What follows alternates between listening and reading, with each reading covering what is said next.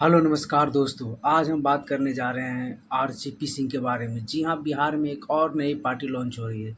क्या आरसीपी सिंह नीतीश कुमार से लेंगे बदला? जिस प्रकार से भी न्यूज पर ये चल रहा है, क्योंकि आरसीपी सिंह को लेकर काफ़ी खबरें आ रही है और कल चाणक्य होटल में आरसीपी सिंह के न्यू पार्टी लॉन्च होने की खबर आ रही है। आपको बता दें कि नीतीश कुमार और आरसीपी सिंह के बीच जो विवाद हुआ था वो बीजेपी को लेकर हुआ था, क्योंकि वो केंद्रीय मंत्री बन गए थे बिना नीतीश कुमार के मर्जी के। हालाँकि उन्होंने बार-बार ये बतलाया कि हम नीतीश कुमार के कहने पर ही केंद्रीय मंत्रिमंडल में शामिल हुए। लेकिन नीतीश कुमार की मर्ज़ी थी कि जिस समय साल 2019 से 24 का जो बीजेपी का शासन चला केंद्र में, उसमें नीतीश कुमार की मर्ज़ी थी कि जेडीयू की तरफ से 2 मंत्रालय मिल दिया जाए बीजेपी की ओर से। लेकिन एक ही मंत्री दिया गया और इस्पात मंत्री बनकर आरसीपी सिंह ने जेडीयू में अपनी राष्ट्रीय अध्यक्ष रहने का फ़ायदा उठाया, जिसके बाद नीतीश कुमार से दूरियाँ बढ़ती गई। फिर बाद में आरसीपी नीतीश अलग हो गए और ये मैटर ज़्यादा ही बढ़ गया। फिर नीतीश और बीजेपी जब अलग थे, तब नीतीश कुमार ने पूरी तरह से इग्नोर किया आरसीपी सिंह को, और जिसके बाद आरसीपी सिंह बीजेपी में शामिल हो गए और बीजेपी जेडीयू उस समय अलग थी। दोनों अलग-अलग गठबंधन में थे। नीतीश कुमार आरजेडी के साथ जाकर मुख्यमंत्री बने हुए थे, सरकार चला रहे थे बिहार में। वहीं दूसरी ओर जो बीजेपी थी वो विपक्ष में बैठी थी और आरसीपी सिंह ये उम्मीद लगाकर आए थे कि बीजेपी के साथ रहकर लोकसभा चुनाव 2024 में नालंदा से टिकट मिल जाएगा और उसके बाद वो नीतीश कुमार के खिलाफ चुनाव लड़ेंगे, बीजेपी में फिर से केंद्रीय मंत्रिमंडल में बैठ जाएंगे और आरसी नीतीश कुमार से बदला लेंगे। नीतीश कुमार को यह दिखलाएंगे कि उनके पास भी वोट बैंक की ताकत है, क्योंकि दोनों एक ही समाज से आते हैं और एक ही जगह एक ही जिला से भी आते हैं। आरसीपी सिंह भी नालंदा जिला से आते हैं और नीतीश कुमार भी नालंदा जिला से आते हैं। नालंदा जिले को कुर्मिस्तान कहा जाता है और दोनों कुर्मी जाति से ही आते हैं। इसलिए दोनों में विवाद बढ़ा था। तो अब ये कहा जा रहा था कि अगर आरसीपी सिंह अपनी पार्टी या दल बनाते हैं तो फिर नीतीश कुमार को ही नुकसान पहुँचाएँगे, और अब जो बनाने जा रहे हैं उससे भी जो भी नुकसान होगा वो नीतीश कुमार के साथ ही होगा। तो हम जानते हैं कि पार्टी या दल बनाने से उनके साथ जुड़ेगा कौन, और जुड़ेगा तो आरसीपी सिंह के पार्टी बनाने से किसको और कितना नुकसान होगा। तो चलिए जानते हैं। दरअसल बात ये है कि आरसीपी सिंह अब अपनी पार्टी बनाने जा रहे हैं। होटल चाणक्य में कल घोषणा भी हो जाएगा और घोषणा का दिन भी एक आश्चर्यजनक है, इसलिए है क्योंकि 31 अक्टूबर को जो पार्टी बनेगी उसी दिन सरदार वल्लभ भाई पटेल का जो है जयंती है, और सरदार वल्लभ भाई पटेल भी उसी बिरादरी से आते हैं जिस बिरादरी से आरसीपी सिंह और नीतीश कुमार आते हैं। इसलिए ये मैटर आगे मतलब कि आरसीपी सिंह के लिए ये शुभ दिन माना जा रहा है। आरसीपी सिंह इसको स्ट्रेटजी के तौर पर यूज़ भी कर सकते हैं। लेकिन आरसीपी के साथ जुड़ेगा कौन? क्योंकि आरसीपी सिंह ने बीच में ढिलाई दे दी। जब वो नीतीश कुमार से अलग हुए तब वो तुरंत पार्टी नहीं बनाए, बीजेपी में गए, फिर हाशिए पर गए और वो तो पटना छोड़कर अपने गाँव मुस्तफ़ा पीर अस्थामा के नज़दीक जो गाँव पड़ता है वहाँ आकर बैठ गए, तो और अभी तक फ़िलहाल वहीं बैठे थे।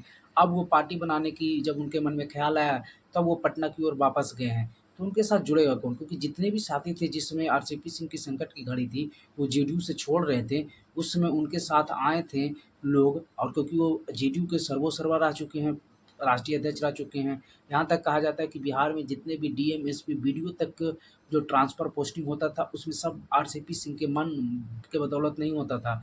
और आपने आनंद सिंह कांड भी देखा होगा कि किस प्रकार से आनंद सिंह को छका-छका कर रख दिया था आरसीपी सिंह ने मोकामा में ही। तो ये सभी आप जानते हैं।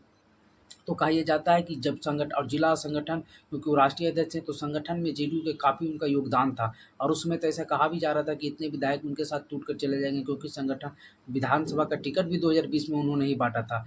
और फिर संगठन में जिला स्तर तक वो संगठन को संचालित किए थे, आगे बढ़ाए थे। तो इसलिए कहा जा रहा था कि आरसीपी सिंह के ही बदौलत जेडीयू भी चल रही है। लेकिन जो भी लोग उनके साथ थे, पुराने लोग थे, वो अब सब अपनी-अपनी जगह पर सेटल हो गए हैं। तो सबसे ख़ास आदमी जो आरसीपी सिंह के थे, अभय कुशवाहा, जो अभी औरंगाबाद से सांसद बने हुए हैं, वो खुद अब आरसीपी से बड़े नेता बन चुके हैं, क्योंकि वो राष्ट्रीय जनता दल के संसदीय दल के अध्यक्ष मतलब नेता बन चुके हैं संसद में, केंद्र में। तो अब वो क्यों आरसीपी के साथ जाएँगे? और वो सांसद बन चुके हैं, आरसीपी के साथ रहकर वो संभव नहीं था, क्योंकि खुद आरसीपी अपने लिए तो टिकट ले नहीं पाए, तो अभय के लिए क्या ले पाएँगे? और अभय कुशवाहा अब आरजेडी में चले गए हैं, तो उनका आना तो अब असंभव है। लेकिन कुछ पुराने साथी आरसीपी के साथ जुड़ सकते हैं, लेकिन ज़्यादातर नए लोग ही आरसीपी के साथ जुड़ेंगे, ये आप जान लीजिए। दूसरी बात, जो प्रखंड या जिला स्तर पर वैसे नेता जो जेडीयू से मतलब जेडीयू जिनको वैल्यू नहीं दे रही है, जिनको नहीं सम्मान कर रही है, जो हास्यात्मक पर हैं, हटे हुए हैं, उन सभी नेताओं को जोड़ने का प्रयास कर सकते हैं। और ये भी कहा जाता है कि आरसीपी जब राष्ट्रीय अध्यक्ष थे, तो उस समय जितने भी संगठन बनाए थे, उसमें से ज़्यादातर नेताओं को प्रखंड स्तर से जिला स्तरीय नेताओं को अब उन्हें साइडलाइन कर दिया गया है। और इस चलते उन साइडलाइन नेताओं को आरसीपी के साथ फिर से जुड़ान हो सकता है, क्योंकि आरसीपी को लोग तो जानते ही सभी पूरे बिहार में।